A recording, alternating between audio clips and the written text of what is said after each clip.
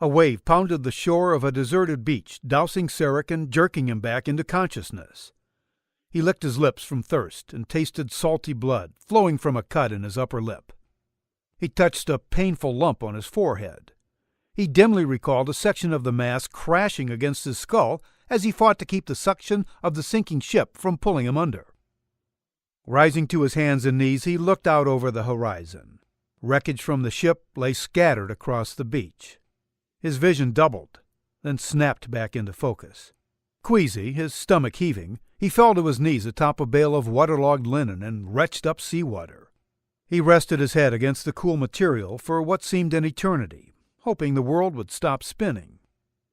For a while he lapsed in and out of consciousness. Faintly, in the distance, the wind carried a jingle, followed by the crunch of footsteps. Just as Sarac was coming to, a shadow appeared over him, and a booted soul lashed out, kicking him to the sand. "So what have we here?" The shrouded figure pulled back the hood of its cloak, revealing a scaly, reptilian face with piercing red eyes. Two soldiers stood by the creature's side. "What do you want from me?" Sarac stuttered, his body trembling from the cold.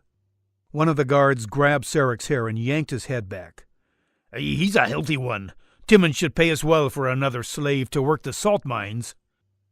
The pale reptilian face bent low over Sarac, its red eyes examining him as a foul vapor issued from his blackened mouth.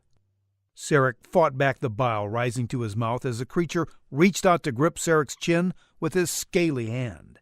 "Yes, indeed," the creature hissed as its tongue flicked out. "Tie him to my horse." One of the soldiers tied Sarac's hands to the saddle pommel on his creature's horse and jerked Sarac to his feet. "Now, let's see how fast he can run," the soldier laughed as he clapped his comrade on the shoulder. Sarac felt a sharp jerk, and his face hit the ground as the creature's horse trotted forward. Sarac cried out in pain as the rope bit into his wrist. Panic rose into his throat as he stumbled to his feet, coughing up sand as he struggled to keep up. "Let's go, human," the creature sneered, flicking his horse's reins. His accompanying guards laughed mercilessly as Sarac fell several more times. The coarse texture of the rope rubbed his wrists bloody.